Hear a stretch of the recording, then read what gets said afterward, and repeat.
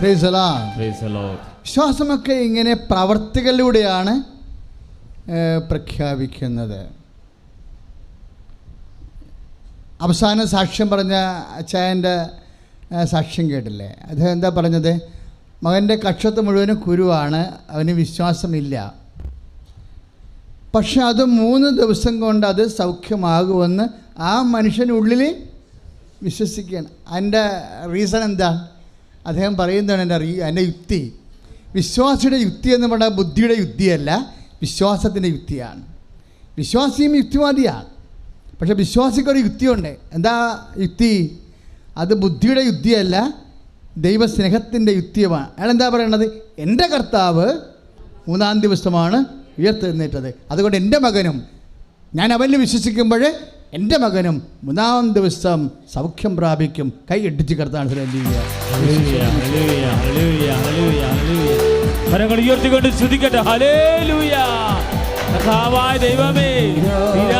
ജയ ജോർജിൻ്റെ പേരക്കുട്ടിക്ക് ഗർഭസ്ഥമായിരിക്കുന്ന പേരക്കുട്ടിക്ക് ആൾറിയുമില്ല, പൾമിനറിയുമില്ല.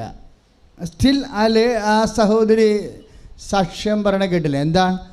അവരിവിടെ വന്നപ്പോൾ 42 വചനങ്ങൾ എഴുതിയെടുത്തെന്നാണ് പറയുന്നത്. വചനത്തിൻ്റെ ആളാണ്. കാര്യം എന്താ? വചനമാണ് വിശ്വാസത്തിൻ്റെ അടിത്തറ. അപ്പോൾ എന്താണത്? വചനം മൂലമാണ് അവർ ജീവിക്കണത് ശരിക്കും. കാര്യം നമ്മൾ വിശ്വസിക്കണത് എന്താണ്? കർത്താവിൻ്റെ വാക്കിലാണ്. ആ സാക്ഷ്യം പറയുമ്പോഴൊക്കെ കർത്താവിൻ്റെ ഓരോ വാക്കും ഐസയ 65 എല്ലാം കോട്ട് ചെയ്തല്ലേ അവർ സംസാരിക്കണത്, അല്ലേ? നിൻ്റെ പ്രസവകാലം നേരത്തെ ആയാലും നിനക്ക് വേദന ഉണ്ട്. രോഗികളെ സമർപ്പിക്കുന്നു, തീരാവ്യാധികളിൽ കഴിയുന്നവരെ സമർപ്പിക്കുന്നു, വാർദ്ധക്യം പേറി വീടുകളിൽ കഴിയുന്നവരെ, ആശുപത്രിയിൽ കഴിയുന്നവരെ സമർപ്പിച്ച് പ്രാർത്ഥിക്കുന്നു. കർത്താവേ, മരുന്ന് പോലും ഫലിക്കാത്ത രോഗികൾ സമർപ്പിച്ച് പ്രാർത്ഥിക്കുന്നു. ഉടമ്പടിയിലെ മക്കൾ നിയോഗങ്ങൾ സമർപ്പിച്ചിട്ടുണ്ട്, എല്ലാം ഓർത്ത് സമർപ്പിച്ച് പ്രാർത്ഥിക്കുന്നു.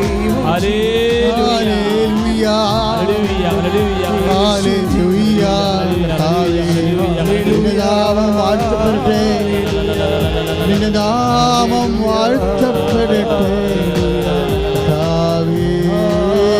ശുശ്രൂഷ മരണം വരെ ചെയ്യാനുള്ള, മഹത്വത്തോടെ ചെയ്യാനുള്ള അനുഗ്രഹം നൽകി.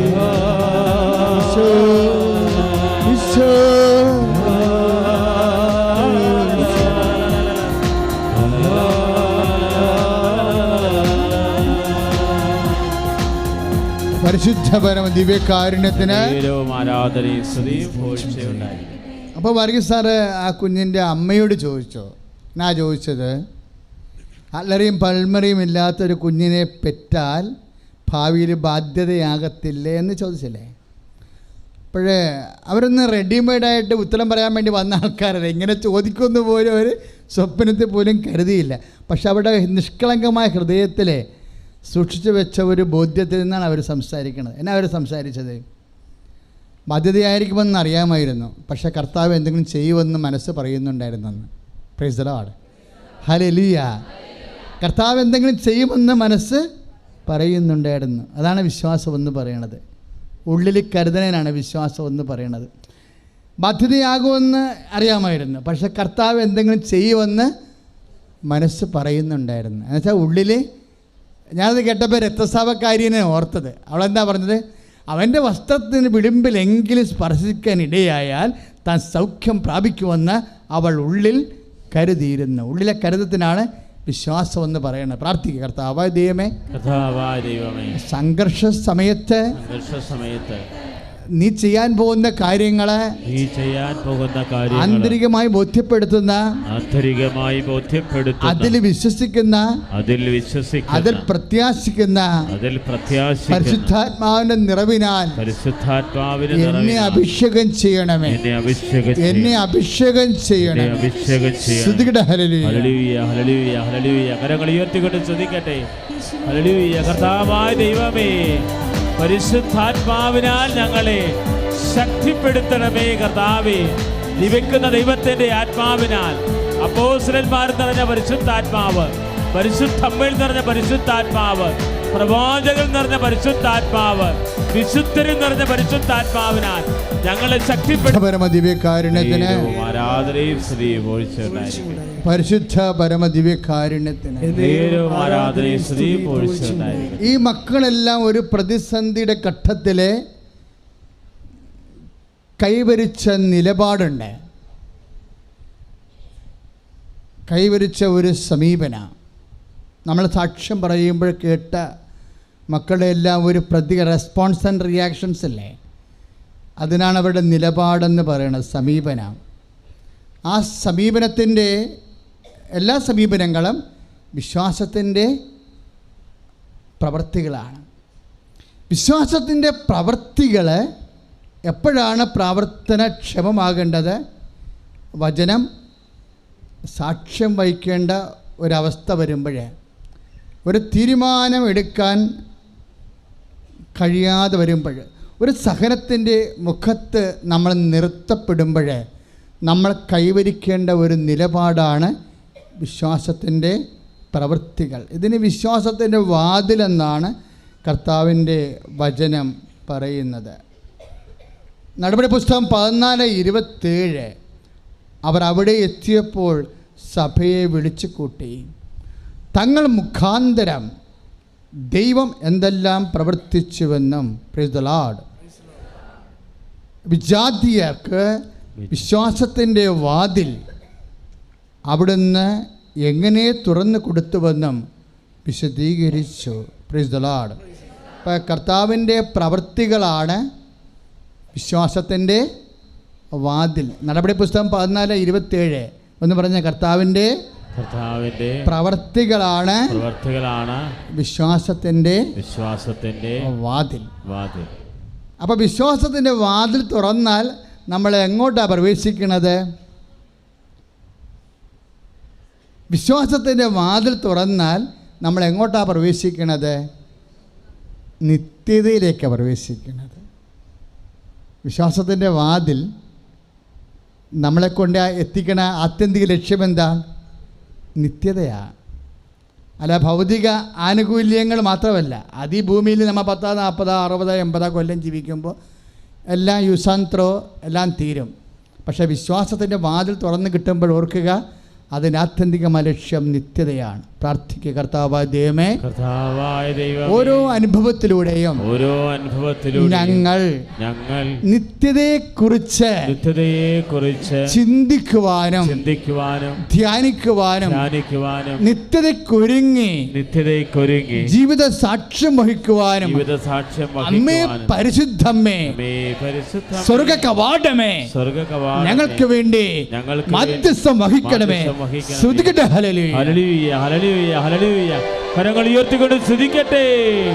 കർത്താവായ ദൈവമേ, അവിടുത്തെ ആത്മാവിന്റെ ചൈതന്യം ഞങ്ങളുടെ പ്രവൃത്തികളുടെ മേൽ ജീവിത വിശുദ്ധി പ്രാപിച്ച് ദൈവാത്മാവിൽ ശക്തി പ്രാപിക്കാൻ നിത്യതയോളമുള്ള ജീവിതത്തില് കർത്താവേ അവിടുത്തെ പ്രവർത്തനങ്ങള് ഞങ്ങൾക്ക് കരുത്തായി തീരണമേ. വിശ്വാസത്തിന്റെ വാതിൽ തുറന്നാൽ നമ്മൾ എവിടെയാണ് എത്തുന്നത്? നിത്യതയിൽ. അപ്പോൾ ദൈവപ്രവർത്തികളെല്ലാം കാണുമ്പോഴും നമ്മൾ നിത്യതയെക്കുറിച്ചാണ് വിശ്വാസി ചിന്തിക്കേണ്ടത്. എന്താ അങ്ങനെ പറയാൻ കാര്യം എന്ന് പറയാം. ഇപ്പോൾ ആർട്ടറി ഇല്ല, പൾമിനറി ഇല്ല. കുഞ്ഞിനെ പ്രസവിച്ച് കഴിഞ്ഞിട്ട് വെന്റിലേറ്ററിലോട്ട് മാറ്റി അല്ലേ?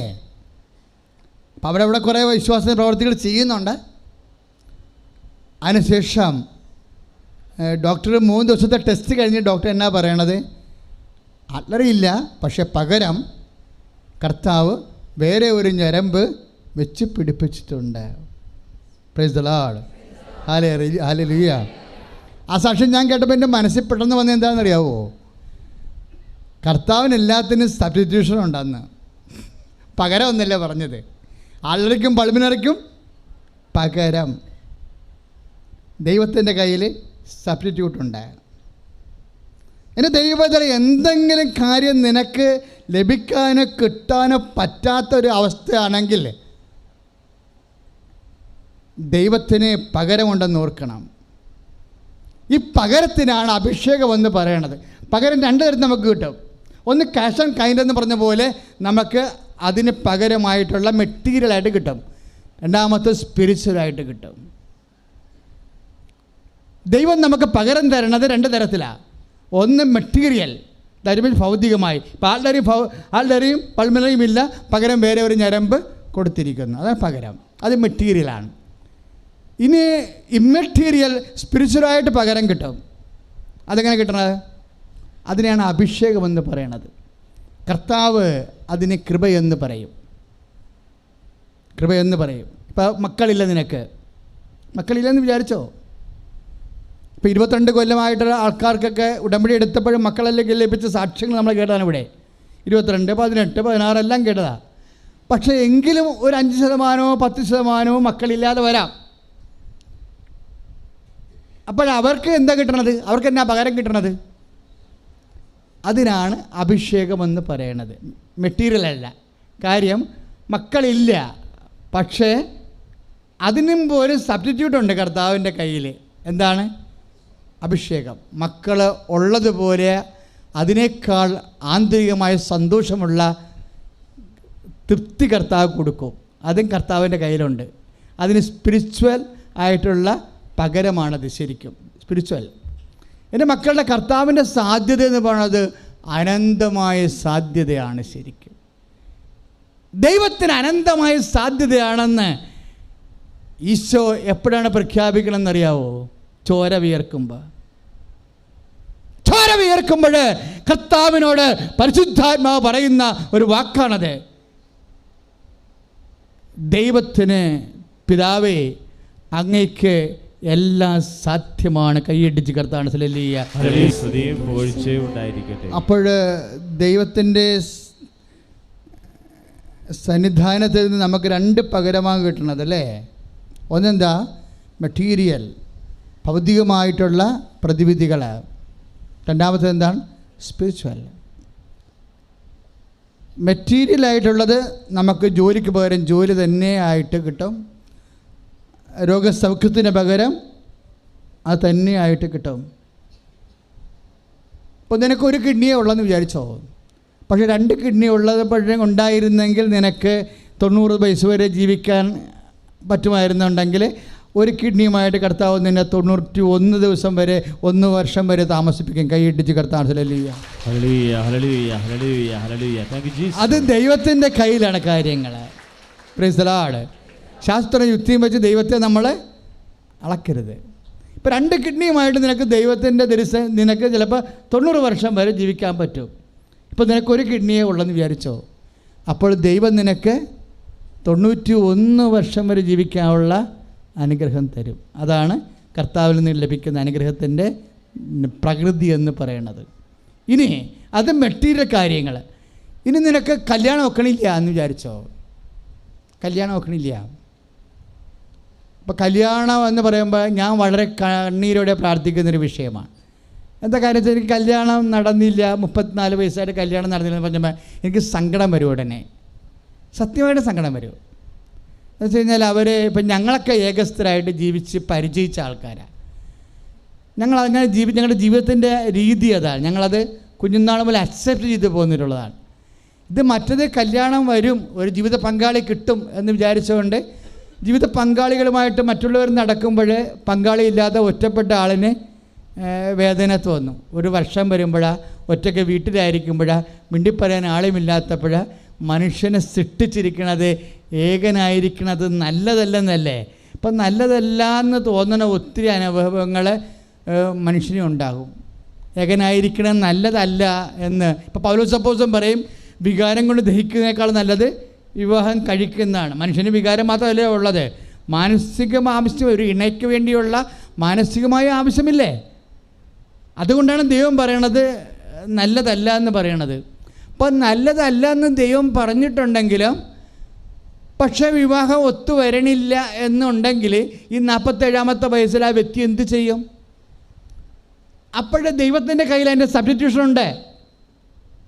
ദൈവത്തിൻ്റെ കയ്യിൽ അതിൻ്റെ പകരമുണ്ട്. ഒരു ടൈം കഴിഞ്ഞാൽ എൻ്റെ മക്കൾ പകരമാണ് ചോദിക്കേണ്ടത്. കർത്താവേ, ഞാൻ എത്രയെന്തും മാത്രം മാനസികമായിട്ട് ഒറ്റപ്പെടുന്നുണ്ടെന്ന് നിനക്ക് മാത്രമേ അറിയത്തുള്ളൂ, എൻ്റെ അമ്മക്ക് പോലും അറിയത്തില്ല. പക്ഷേ ജോസഫച്ചൻ ഇപ്പോഴും നിന്നിലൂടെ പറയുന്നുണ്ട്. എന്താ പറയണത്? ജോസഫച്ചനിലൂടെ നീ പറയുന്നുണ്ട് ഇതിന് പകരമുണ്ടെന്ന്. എന്താണ് പകരമെന്ന് ചോദിച്ചാൽ ഇതിൻ്റെ ആന്തരികമായ അഭിഷേകം.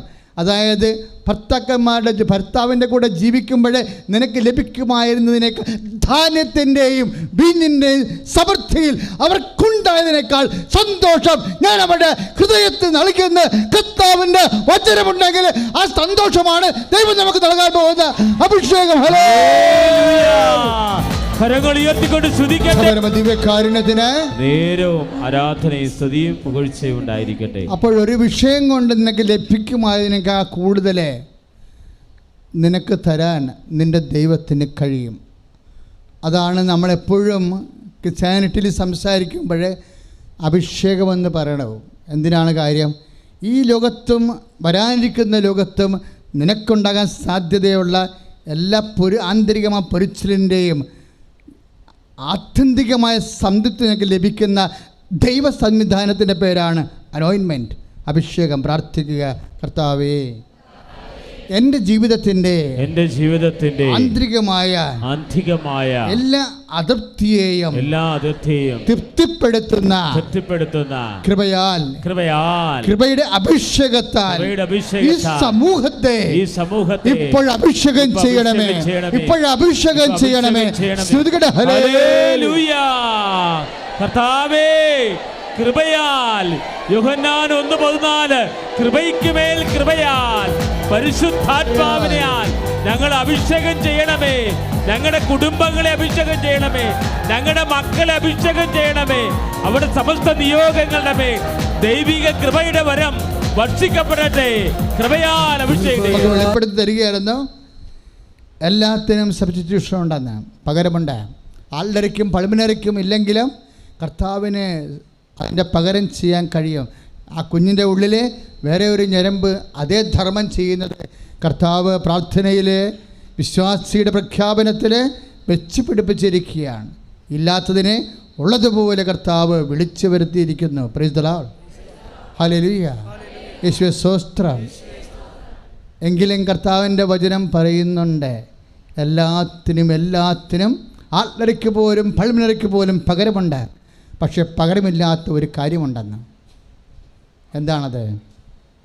നീ ലോകം മുഴുവൻ നേടിയാലും മെറ്റീരിയലായിട്ടുള്ള എല്ലാ കാര്യങ്ങളും, ഭൗതികമായിട്ടുള്ള എല്ലാം, ശാരീരികമായിട്ടുള്ളതെല്ലാം നീ നേടിയാലും നിൻ്റെ ആത്മാവ് നഷ്ടപ്പെട്ടാൽ എന്ത് പ്രയോജനം? പിന്നെ കർത്താവ് ഒരു ചോദ്യം ചോദിക്കാം, അഥവാ നിൻ്റെ ആത്മാവിന് പകരമായി എന്ത് കൊടുക്കും? Price the Lord. ഓരോ സാക്ഷ്യം കേൾക്കുമ്പോഴും അതെല്ലാം വിശ്വാസത്തിൻ്റെ വാതിലാണെങ്കിൽ ആ വാതിൽ തുറക്കുന്നത് നിത്യതയിലേക്കാണെങ്കിൽ കർത്താവ് അതിനോട് ചേർത്ത് വായിക്കാനാണ് മത്തായി 16:26. നിൻ്റെ ആത്മാവിന് പകരമായി നീ എന്ത് കൊടുക്കും? ആത്മാവിന് പകരമായി ഒരു കാര്യമേ കൊടുക്കാനുള്ളൂ. അത് ദൈവത്തിന് പോലും ആത്മാവിന് പകരമായി കൊടുക്കാൻ ഒന്ന് മാത്രമേ ഉള്ളൂ. അതുകൊണ്ടാണ് അവൻ യേശുക്രിസ്തുവിനെ കൊടുത്തത്. കൈ അടിച്ചു കർത്താൻ. നിങ്ങൾക്ക് എന്താണ് തോന്നിയതെന്ന്? എന്താ കാര്യം? കുഞ്ഞിന് വീട്ടുമാംസമല്ല കൊടുത്തിരിക്കണത്. എന്താ കൊടുത്തിരിക്കണത്? ഫ്രാൻസിസിൻ്റെ പേരിട്ടിട്ട് ജ്ഞാനസ്നാനം കൊടുത്തിരിക്കുക. അതിന് ഒരു നീതീകരണം എന്താ പറഞ്ഞതെന്നറിയാവോ? അദ്ദേഹം എന്താ?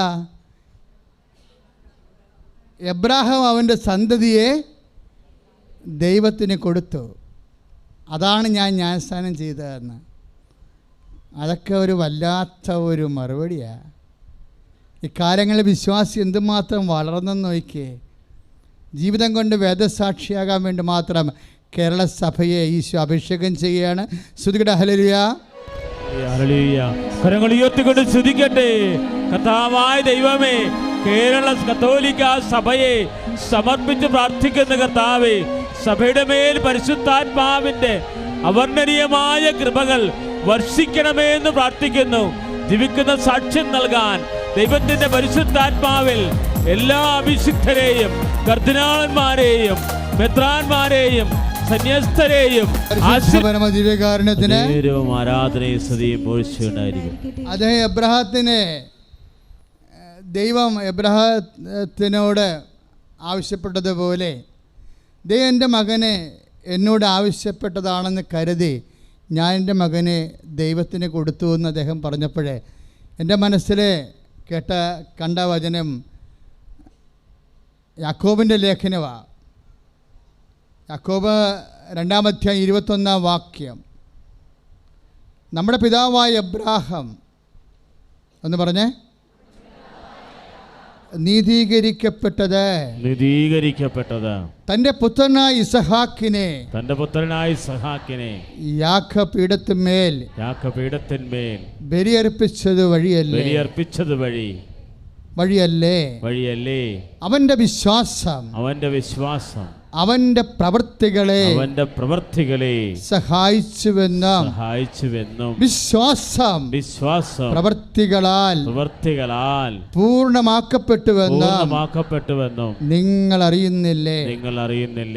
യാക്കോബ് 2:24 പറയണത് മനുഷ്യൻ വിശ്വാസം കൊണ്ട് മാത്രമല്ല പ്രവൃത്തികളാലുമാണ് നീതീകരിക്കപ്പെടുന്നതെന്ന് നിങ്ങൾ അറിയുന്നു. കരങ്ങൾ ഉയർത്തിക്കൊണ്ട് സ്തുതിക്കട്ടെ. കർത്താവായ ദൈവമേ, മനുഷ്യൻ വിശ്വാസം കൊണ്ട് ദൈവത്തിന്റെ പ്രവൃത്തികളാൽ നീതീകരിക്കപ്പെടാൻ കരങ്ങൾ ഉയർത്തി കരഞ്ഞ് പ്രാർത്ഥിക്കട്ടെ. ദൈവത്തിന്റെ ശക്തി നിറയട്ടെ. ഹല്ലേലൂയ, യേശുവേ യേശുവേ യേശുവേ യേശുവേ ഹല്ലേലൂയ ഹല്ലേലൂയ.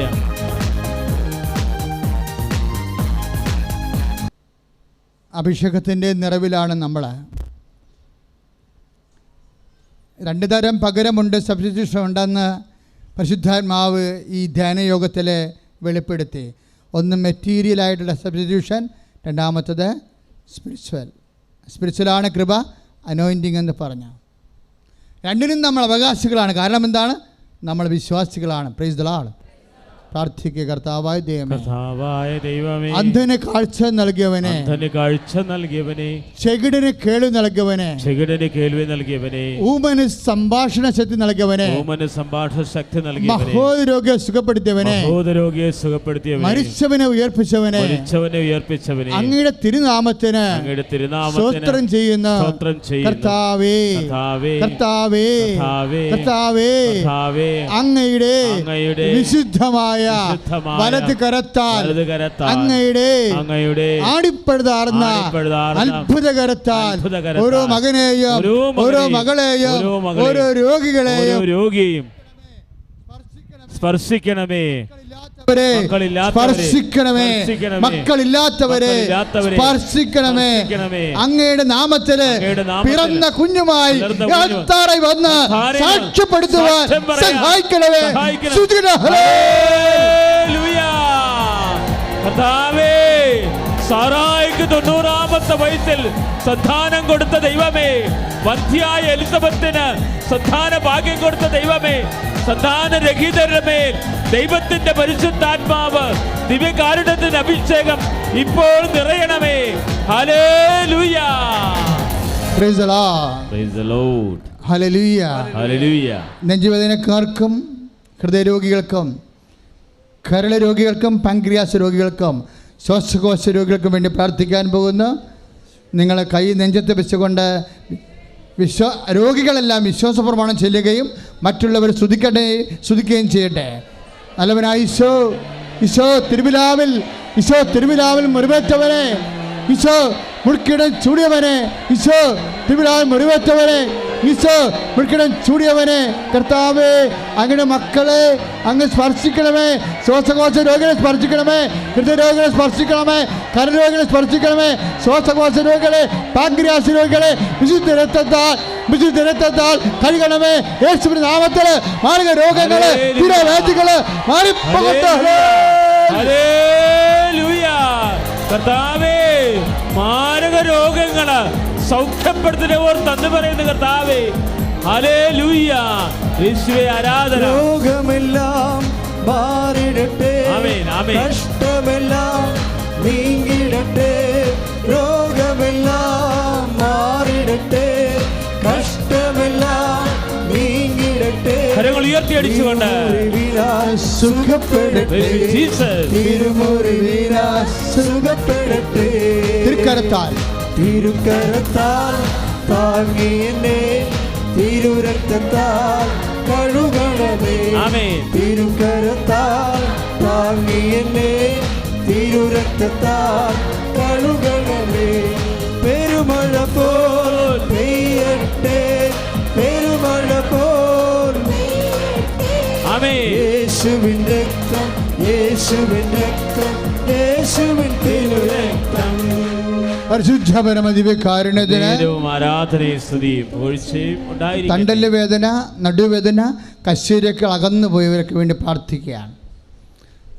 ഇങ്ങനെ പ്രാർത്ഥിക്കാൻ കാരണം ആ മേഖലയിൽ കർത്താവ് സൗഖ്യം നൽകുന്നതായിട്ട് ആത്മാവ് വെളിപ്പെടുത്തുന്നുണ്ട്. പ്രാർത്ഥിക്കുക. കർത്താവായ ദൈവമേ, തണ്ടല് വേദനയുള്ളവരെ, വേദനയുള്ളവര്, കശേരകൾ അകന്നു പോയവര്, കസേരുക്കൾ അകന്നു പോയവര്, നടുവിന് വേദനയുള്ളവര്, നടുവ് വേദനയുള്ളവര്, നട്ടലിന് വേദനയുള്ളവര്, നട്ടലിന് വേദനയുള്ളവര്, അസ്ഥിബന്ധങ്ങൾ ദ്രവിക്കുന്നവര്, അസ്ഥിബന്ധങ്ങൾ ദ്രവിക്കുന്നവര്, സന്ധിബന്ധങ്ങൾ ദ്രവിക്കുന്നവര്, സന്ധിബന്ധങ്ങൾ വാതരോഗികള്, വാതരോഗികള്, വിസർപ്പ രോഗികള്, വിസർപ്പരോഗികള്, പിസ്തുല രോഗികള്, പിസ്തുലാരോഗികള്, പിസിഒഡി രോഗികള്, യേശുവിന്റെ നാമത്തില്, യേശുവിന്റെ നാമത്തില്, യേശുവിന്റെ നാമത്തില് സൗഖ്യമാകട്ടെ. Hallelujah, hallelujah.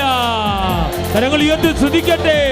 തളർവാദ രോഗിയോട് കിടക്കെടുത്ത് ഇറക്കാൻ കൽപ്പിച്ച ദൈവമേ, 38 വർഷമായ ബെത്സൈദ കുളക്കരയ്ക്കൽ സുഖപ്പെടുത്ത ദൈവമേ, നട്ടല്ല രോഗികള്, പിസിഒഡി രോഗികള് സൗഖ്യം പ്രാപിക്കുന്നതിന് നന്ദി പറയുന്ന കർത്താവേ. ഹല്ലേലൂയ. വിടുതൽ, ആരാധിക്കുമ്പോൾ സൗഖ്യം, ആമേൻ. ആരാധിക്കുമ്പോൾ വിടുതൽ, ആമേൻ. ആരാധിക്കുമ്പോൾ സൗഖ്യം. ദേഹം ദേഹി ആത്മാവിൽ സമാധാന സന്തോഷം ദാനമായി അവൻ നൽകിയിടുന്നു. യേശുവേ, ദേഹം ദേഹി ആത്മാവിൽ സമാധാന സന്തോഷം ദാനമായി അവൻ നൽകിയിടുന്നു. സ്രാവരോഗങ്ങൾക്ക് വേണ്ടി പ്രാർത്ഥിക്കാൻ പോവുകയാണ്. ഇപ്പോൾ ജലദോഷം ഉൾപ്പെടെ, അലർജി ജലദോഷം ഉൾപ്പെടെ സ്രാവരോഗമാണ്. എപ്പോഴും ഇങ്ങനെ മുക്കിൽ നിന്ന് വെള്ളം വന്നുകൊണ്ടിരിക്കും, ചെരുവിൽ നിന്ന് പഴുപ്പ് വന്നുകൊണ്ടിരിക്കും, മൂത്രം അറിയാതെ പോയിക്കൊണ്ടിരിക്കും, മലമറിയാതെ പോയിക്കൊണ്ടിരിക്കും, രക്തസ്രാവം വന്നിട്ട് നിൽക്കാണ്ടിരിക്കും, പീരീഡ്സിൻ്റെ സമയം കഴിഞ്ഞാലും പീരീഡ്സിൻ്റെ കണ്ടിന്യൂ ചെയ്തുകൊണ്ടിരിക്കും.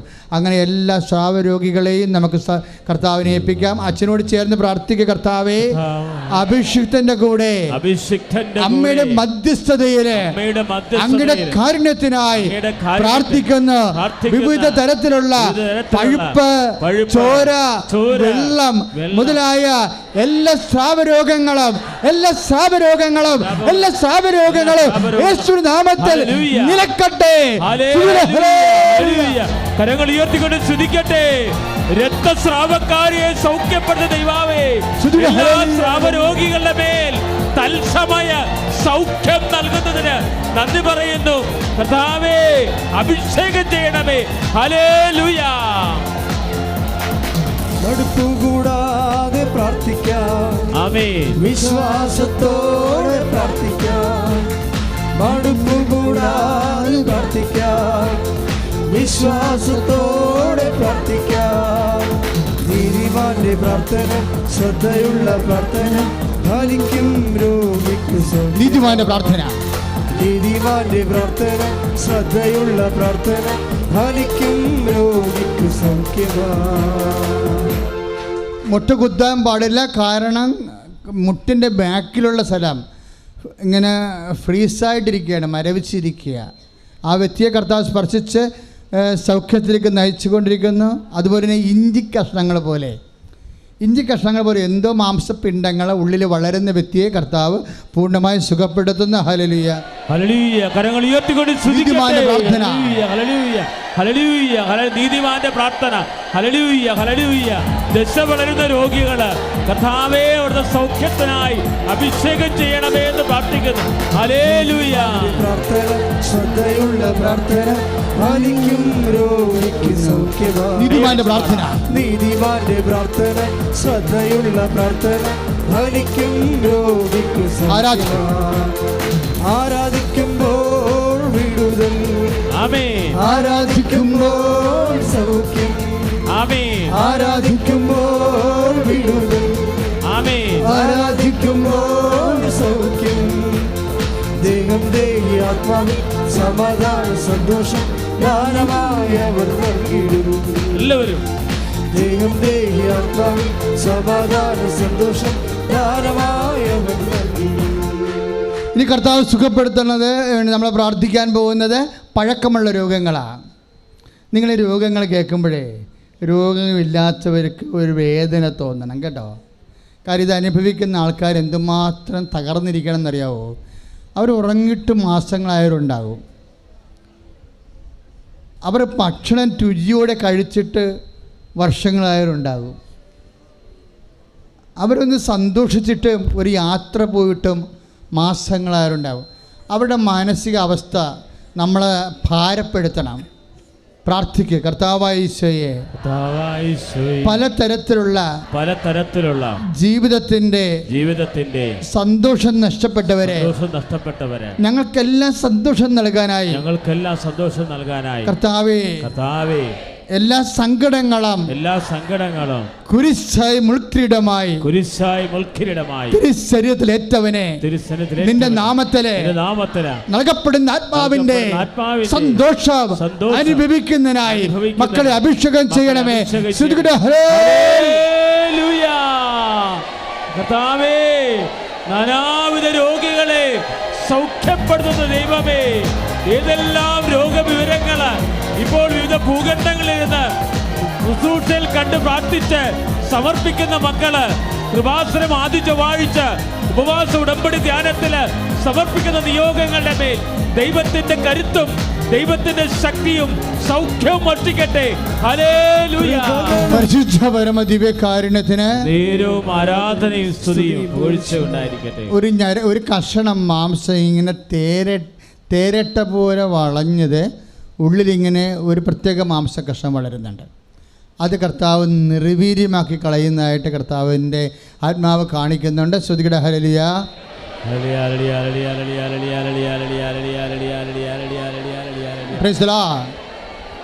നമ്മൾ ജീവിത ഭൗതിക മേഖലകളിലെ കർത്താവിൻ്റെ കാരുണ്യത്തിന് വേണ്ടി പ്രാർത്ഥിക്കാം. അച്ഛനോട് വിവാഹം ഒത്തുവരാത്തവർ, മക്കൾ ഇല്ലാത്തവർ, ജോലി ഇല്ലാത്തവർ, വീടില്ലാത്തവർ, സ്ഥലമില്ലാത്തവർ, യാത്ര പോകുന്നവർ, പഠിക്കാൻ പറ്റാത്തവർ, പഠനത്തിൽ പരാജയപ്പെടുന്നവർ, അതുകൊണ്ട് മേൽക്കയറ്റമില്ലാത്തവർ, ജോലി ലഭിക്കാത്തവർ, എല്ലാവരുടെയും കണ്ണുനീരിനെ നമ്മൾ പ്രാർത്ഥനയാക്കി മാറ്റുകയാണ്. ശ്രുതികട ഹല്ലേലൂയ.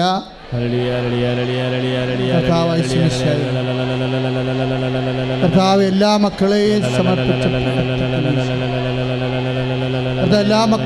സമർപ്പിച്ച് പ്രാർത്ഥിക്കുന്നു. നിന്റെ വലിയ കൃപ മക്കളിലേക്ക് ഒഴുക്കണമേ. നിന്റെ വലിയ കൃപ മക്കളിലേക്ക് ഒഴുക്കണമേ. ദൈവത്തിന്റെ ശക്തി ഒഴുകട്ടെ. ദൈവത്തിന്റെ ശക്തി ഒഴുകട്ടെ. ദൈവത്തിന്റെ ശക്തി ഒഴുകട്ടെ. എല്ലാ ജീവിത ദുരിതങ്ങൾ, തടസ്സങ്ങള് യേശു ക്രിസ്തുവിന്റെ നാമത്തില് മാറിപ്പോകട്ടെ. ഹല്ലേലൂയ. കരങ്ങൾ ഉയർത്തി സ്തുതിക്കട്ടെ. ഹല്ലേലൂയ. കർത്താവേ, സമസ്ത ജീവിത ദുരിതങ്ങള്, കടബാധിതകള്, ജീവിത വിഷമതകള്, ഭവനമില്ലാത്ത അവസ്ഥകള്, കുടുംബത്തിൽ സമാധാനമില്ലാത്തവര്, മക്കള്, ജീവിത പങ്കാളി, മദ്യമാത്മ ലഹരിയിൽ കഴിയുന്നവര്, എല്ലാ ദുരിതങ്ങളും സമർപ്പിച്ച് പ്രാർത്ഥിക്കുന്നു. ഹല്ലേലൂയ. പരിശുദ്ധ പരമ ദിവ്യകാരുണ്യത്തിന് നേർച്ച വസ്തുക്കൾ എടുക്കുക.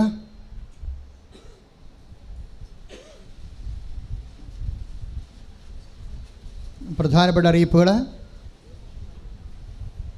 എല്ലാ തിങ്കളാഴ്ചയും ചൊവ്വാഴ്ചയുമാണ് ഉടമ്പടി ഉപവാസ ധ്യാനവും ആരാധനയും രോഗസൗഖ്യ പ്രാർത്ഥനയും. അതായത് 1, 2, 3, 4 തിങ്കൾ, 1, 2, 3, 4 ചൊവ്വ.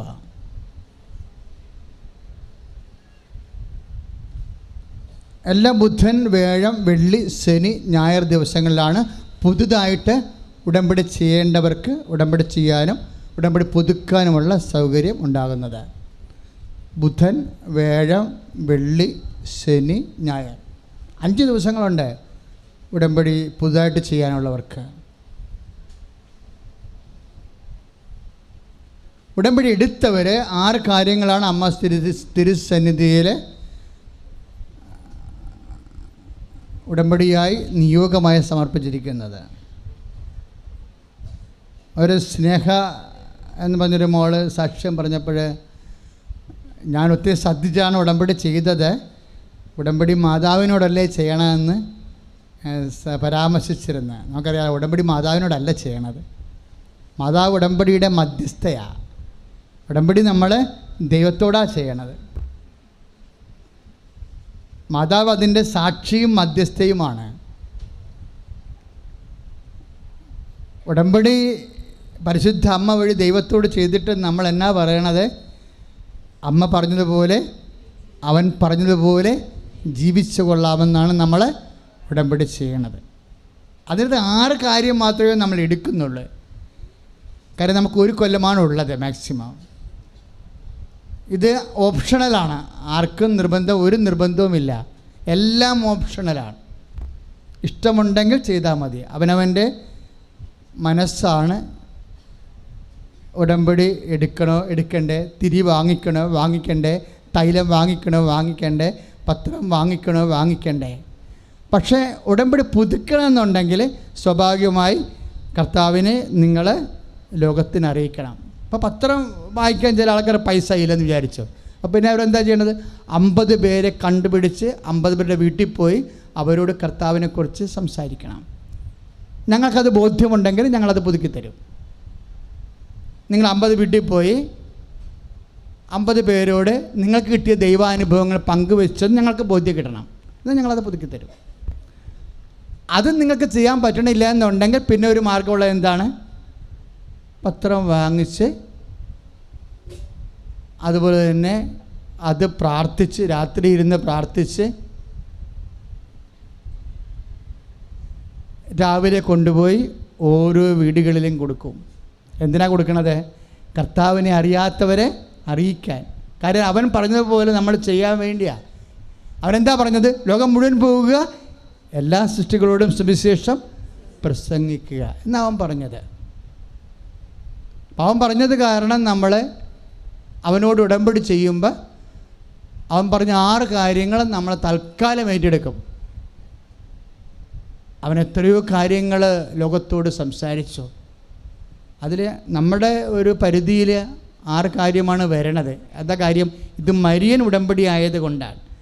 മരിയൻ ഉടമ്പടിയിൽ എന്താണ്? 6 കൽപ്പനയാണ് മാതാവിൻ്റെ മധ്യസ്ഥതയിൽ ഈശോയുടെ മുമ്പിൽ വെച്ചിരിക്കുന്നത്. അവിടെ കാനായിലെ ആരാണ് മധ്യസ്ഥ? അമ്മയാണ്. ഇപ്പോൾ ഉടമ്പടിയുടെ മധ്യസ്ഥയാണ് അമ്മ. ഈശോയുടെ മുമ്പിലാണ് നമ്മൾ ഉടമ്പടി വെക്കണത്, അല്ലേ? അപ്പം അതുകൊണ്ട് ആ 6 കാര്യങ്ങളാണ് നമ്മളിപ്പോൾ തൽക്കാലം അവൻ പറഞ്ഞതുപോലെ ഏറ്റെടുക്കുന്നത്. അത് വെടിപ്പായിട്ട് നമ്മൾ ചെയ്യണം. ഇല്ലെങ്കിൽ ആധ്യാത്മിക ഗുരുവിൻ്റെ അനുവാദത്തോട് നിങ്ങൾക്ക് ഇപ്പോൾ കിടപ്പ് രോഗികളെ കാണാൻ പറ്റാത്തവരുണ്ടാകാം. കാര്യം എന്താ? നിങ്ങൾ തന്നെ അവശരോഗിയായിരിക്കും. പിന്നെ എങ്ങനെയാണ് രോഗിനെ പോയി കുളിപ്പിക്കണം? നടക്കത്തില്ലല്ലോ. അപ്പോൾ അതിൻ്റെ സബ്സ്റ്റിറ്റ്യൂഷൻ ഉണ്ട്. അതല്ലെങ്കിൽ ഐദർ ഓർ ഏതെങ്കിലും ഒരെണ്ണം. അത് ആധ്യാത്മിക ഗുരുവിൻ്റെ വിവേചനാധികാരപ്രകാരം നിങ്ങൾക്ക് കൽപ്പിച്ച് നൽകുന്ന കാര്യങ്ങൾ നിങ്ങൾ കൗൺസിലിങ്ങിന് വരുമ്പോൾ ഏറ്റെടുത്താൽ മതി. അതിനാണ് ഈ കൗൺസിലേഴ്സിനെ വെച്ചിരിക്കുന്നത്. കൗൺസിലേഴ്സ് പറഞ്ഞാൽ ഞാൻ തന്നെ രോഗിയാണ്, ഞാൻ സൗഖ്യപ്പെട്ട് കഴിഞ്ഞ് വേണമെങ്കിൽ രോഗികളെ പോയി കാണുന്നത് എനിക്ക് ബുദ്ധിമുട്ടില്ല, ഇപ്പോഴീ രോഗം വെച്ചുകൊണ്ട് എനിക്ക് രോഗികളെ കാണാം. അപ്പോൾ കൗൺസിലറെ വെച്ചിട്ടുണ്ട് അതിന് വേണ്ടി. നിങ്ങൾക്ക് പറ്റണ രീതിയിലേക്ക് നിങ്ങളുടെ സ്വാതന്ത്ര്യവും നിങ്ങളുടെ അവസ്ഥയും അനുഗ്രഹിച്ചുകൊണ്ട് അത് ചേഞ്ച് ചെയ്ത് തരാനുള്ള വിവേചനാധികാരം കൗൺസിലിനുണ്ട്. കൗൺസിലർ അത് ചെയ്തു തരുമ്പോൾ ഒപ്പിടണമെന്ന് മാത്രമേ ഉള്ളൂ. ഇന്ന ഉടമ്പടിയുടെ നിയോഗം മാറ്റിയിട്ട് ഇവരുടെ ആവശ്യപ്രകാരം ഇന്നതാക്കിയിട്ടുണ്ടെന്ന് കൗൺസിലർ ഒപ്പിടണം. പക്ഷേ അപ്പോൾ കൗൺസിലർ ഒപ്പിട്ട് കഴിഞ്ഞാൽ പിന്നെ ഇത് പുതുക്കണമെങ്കിൽ ആ കൗൺസിലറിൻ്റെ അടുത്ത് തന്നെ നിങ്ങൾ വരണം. കാര്യം അത് അവരല്ലേ നിങ്ങൾക്കിത് പറഞ്ഞു തന്നിരിക്കണത്. കാര്യം അവരാണ് പിന്നെ അത് പുതുക്കണമെങ്കിൽ അവരുടെ നോട്ടോട് കൂടി കൊണ്ടുപോയാൽ പുതുക്കാൻ പറ്റത്തുള്ളൂ. കാര്യം ഉടമ്പടി സീരിയസ് ആണ്. കാര്യം നിങ്ങൾക്കറിയാമല്ലോ, ലോകത്തിൽ ഇന്ന് വരെ ഞാൻ ഉടമ്പടി ഇല്ലാത്തൊരു കാലം കൃപാസനത്തിലുണ്ടായിരുന്നു. അന്നത്തെ കാലം ഇന്നത്തെ കാലം നോക്കുമ്പോൾ എൻ്റെ അമ്മേ, പണ്ട് 30 സാക്ഷ്യത്തിനാണ് ഇന്ന് ആൾക്കാർ 400 സാക്ഷ്യം പറയണത്. അത് പറയണ സാക്ഷ്യങ്ങളൊക്കെ എന്തോ ഒരു വലിയ സാക്ഷ്യങ്ങളാണ് പറയണത്. ദൈവത്തിന് വേണ്ടി ജീവിക്കാനും മരിക്കാനും തയ്യാറായി ജീവിത വിശുദ്ധീകരണം സംഭവിച്ചിട്ട് സഹോദരനെ സ്നേഹിച്ച് ശത്രുവിനെ ക്ഷമിച്ച് എന്തൊരു സുവിശേഷ മുന്നേറ്റമാണ് നടത്തുന്നത്. ഇത് സ്വർഗീയ പ്രാർത്ഥന, ദൈവദത്തമായ സ്വർഗീയ പ്രാർത്ഥനയാണ് ഉടമ്പടി എന്ന് ആദ്യകാലങ്ങളൊക്കെ ഞാൻ പറഞ്ഞിരുന്നത് എനിക്ക് കർത്താവ് ആന്തരികമായി തോന്നിച്ചത് തന്നെയല്ല. ഇപ്പോൾ നിങ്ങളുടെ സാക്ഷ്യം കേൾക്കുമ്പോൾ നമുക്ക് സ്ഥിരീകരിച്ച് കിട്ടുന്ന ഒരു സത്യമാണിത്. പ്രൈസ് ദി ലോർഡ്, ഹല്ലേലൂയ, യേശുവേ സ്തോത്രം. അപ്പോൾ അതാ വിഷയങ്ങൾ, ഉടമ്പടി വിഷയങ്ങൾ വളരെ സീരിയസ് ആയിട്ട് തന്നെ എടുക്കുക. നിങ്ങളുടെ മനസ്സിൽ ദൈവസ്നേഹത്തോടെ പറയണം, കർത്താവേ ഈ പത്രം എൻ്റെ കയ്യിൽ നിന്ന് വാങ്ങിക്കുന്നവൻ നിന്നെ അറിയാൻ ഇടയാക്കണമേ എന്നാണ്. അപ്പം പത്രം കൊണ്ട് വേറെ ഒന്നും ചെയ്യാൻ കൃപാസനം ഒരിക്കലും പറഞ്ഞിട്ടില്ല. അപ്പം കുറേ ആരോപണങ്ങളൊക്കെ ഉണ്ട്, അത് കുഴപ്പമില്ല. ഇത് സെബസ്ത്യാനോസിൻ്റെ സഭയിലാണ് ഞാൻ ജ്ഞാനസ്ഥാനം ഏറ്റിരിക്കുന്നത്. അസ്ത്രങ്ങൾ വരുമെന്ന് നമുക്ക് നന്നായിട്ടറിയാം. ഇത് പത്രോസിൻ്റെയും പൗലോസിൻ്റെയും സഭയാണ്. ഞാൻ എൻ്റെ സ്വർഗീയ മധ്യസ്ഥൻ കുഞ്ഞുനാളെ മുതൽ വിശുദ്ധ സെബസ്ത്യാനോസാണ്. ഞാൻ ഓരോ മാസം ചെല്ലും നിൽക്കുന്നത് സെബസ്ത്യാനോസിൻ്റെ മുമ്പിലാണ്. പറന്നു വരുന്ന അസ്ത്രത്തിൻ്റെ മുമ്പിൽ നെഞ്ച് കാണിച്ചു കൊടുത്തുകൊണ്ട് ചിരിച്ചുകൊണ്ട് നിൽക്കുന്ന സെബസ്ത്യാനോസ് ഉണ്ട്. അവനാണ് കർത്താവിൻ്റെ സാക്ഷി, അവനാണ് എൻ്റെ സ്വർഗീയ മധ്യസ്ഥൻ. അപ്പം അതൊന്നും ആക്ഷേപങ്ങളൊന്നും പ്രശ്നമല്ല. പക്ഷേ ചെയ്യാൻ പറ്റാത്ത കാര്യങ്ങൾ നിങ്ങൾ ചെയ്യരുത്. എന്നിട്ട് അതാണ് പ്രശ്നം. ഇവിടുന്ന് കൃപാസനം പറഞ്ഞിരിക്കണത് എന്താ? നിങ്ങളെ കർത്താവിനെ അറിയാത്തവരെ അറിയിക്കാൻ ഈ പത്രം ഉപയോഗിക്കണം. അതാണ് ഞങ്ങൾ തന്നിരിക്കുന്ന നിർദ്ദേശം. അതാ എന്നും കുന്നും അത് തന്നെയായിരുന്നു. പിന്നെ ഓരോ വ്യക്തികൾ അവർക്ക് കിട്ടിയിരിക്കുന്ന ആന്തരികമായ ബോധ്യത്തിൻ്റെ പേരിൽ ഓരോ രീതിയിൽ അത് ഉപയോഗിക്കുന്നുണ്ട്. ചില ആൾക്കാർ സാക്ഷ്യം പറയുന്നുണ്ട്. അത് പക്ഷേ ഞങ്ങളുടെ വിഷയമല്ല അത്. കാര്യം ഞങ്ങൾ ഒഫീഷ്യലായിട്ട് അത് അംഗീകരിക്കുന്നില്ല. പിന്നെ സാക്ഷ്യം പറയുമ്പോൾ ചില ആൾക്കാർ അവരുടെ അനുഭവം പറഞ്ഞു പോണത് അവരുടെ അനുഭവം അവർ പറയണതാണ്. അവരുടെ ആത്മീയ അവകാശത്തിൻ്റെ മേൽ നമുക്ക് പരിധികളുണ്ട് സ്വാധീനിക്കാൻ. എങ്കിലും ഞങ്ങൾ ഉടനെ സൈമിൾട്ടേനിയസായിട്ട് പറയും ഇത് കൃപാസനത്തിൻ്റെ നിലപാടല്ല എന്ന് പറയും. അപ്പോൾ നിങ്ങൾ ശുശ്രൂഷയ്ക്ക് വേണ്ടി ശക്തമായി പ്രാർത്ഥിക്കണം. കാര്യം എന്താ പ്രാർത്ഥിക്കണമെന്ന് പറഞ്ഞാൽ നിങ്ങൾക്കാണ് കൃപാസനം അറിയാവുന്നത്, അല്ലേ? അതിൻ്റെ ശുശ്രൂഷ എന്താണെന്നറിയാം, അതിൻ്റെ വചനത്തിൻ്റെ രീതികളറിയാം, സാക്ഷ്യത്തിൻ്റെ രീതികളറിയാം. അപ്പം നിങ്ങൾ ഇങ്ങനൊരു വിഷയം ഇടയ്ക്ക് നമ്മളൊക്കെ മറ്റുള്ള പൊതുസമൂഹത്തിൽ ചില ആൾക്കാർ നമ്മുടെ ശുശ്രൂഷയെക്കുറിച്ച് അറിയാണ്ട് നമ്മളുടെ ആരെങ്കിലും എന്തെങ്കിലും പറഞ്ഞു എന്ന് വിചാരിച്ചുകൊണ്ട് പിശാച് അത് ശരിക്കും ഹൈലൈറ്റ് ചെയ്യുന്നുണ്ട്, മുതലെടുക്കുകയും ചെയ്യുന്നുണ്ട്. അപ്പോൾ അത് എന്നും ഉണ്ടാകും, ലോകത്തിൽ അത് ഉണ്ടാകും. നമ്മളത് പ്രതീക്ഷിച്ചുകൊണ്ട് തന്നെയാണ് കർത്താവിൻ്റെ വേല ചെയ്യണത്. അതിൻ്റെ അകത്ത് കുഴപ്പമില്ല. പക്ഷേ നിങ്ങൾ ചെയ്യേണ്ട ഒരു കാര്യമുണ്ട്. എന്താണ്? സാക്ഷ്യം വഹിക്കണം. ബൈബിൾ എന്താ പറയണത്? കർത്താവിന് വേണ്ടി സാക്ഷ്യം വഹിക്കുന്നതിൽ മടുപ്പ് തോന്നരുതെന്നാണ് പറയണത്. രണ്ട് കാര്യത്തിനാണ് മടുപ്പ് തോന്നരുതെന്ന് ബൈബിൾ പറയണത്.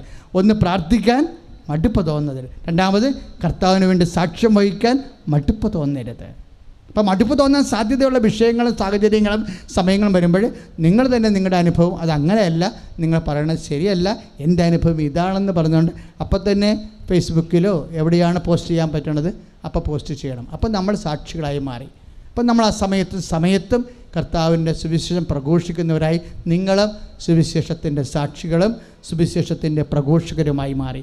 അത് പരിശുദ്ധ അമ്മയുടെ നാമത്തിൽ ചെയ്യുമ്പോൾ ആ കാര്യത്തിന് നിങ്ങൾ എന്തിനു വേണ്ടി ഉടമ്പടി ചെയ്തത് അവിടെ മേൽ കർത്താവിൻ്റെ കാരുണ്യം വർഷിക്കുകയും ചെയ്യും. നേരത്തെ വസ്തു ഉയർത്തിപ്പിടിക്കുക.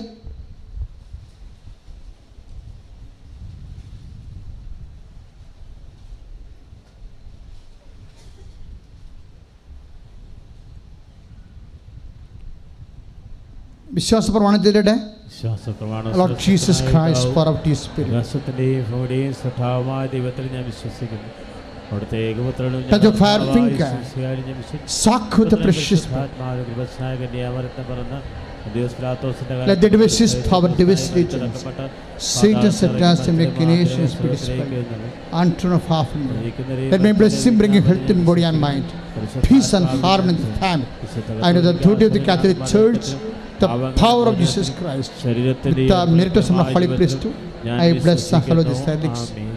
Those who will have grace and peace and power.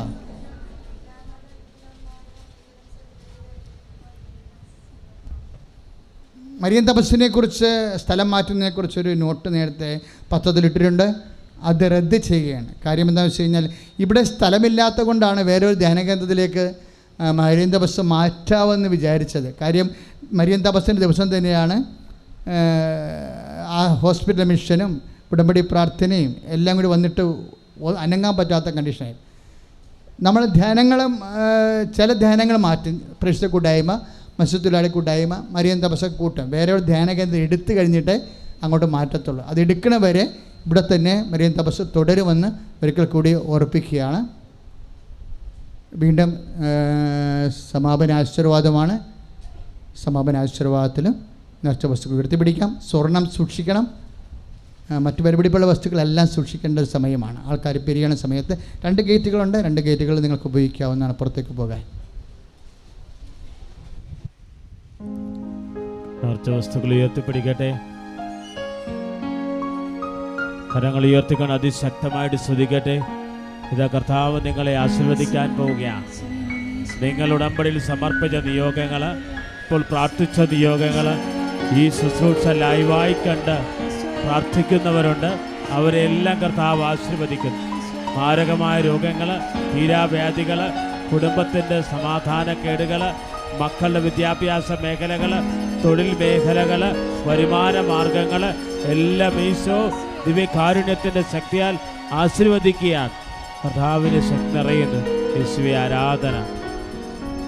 ശിരസ് നമിച്ച് പരിശുദ്ധ പരമ ദിവ്യകാരുണ്യത്തിന് ആരാധനയും സ്തുതിയും പുകഴ്ചയുണ്ടാകട്ടെ. പരിശുദ്ധ പരമ ദിവ്യകാരുണ്യത്തിന് ആരാധനയും സ്തുതിയും പുകഴ്ചയുണ്ടാകട്ടെ. പരിശുദ്ധ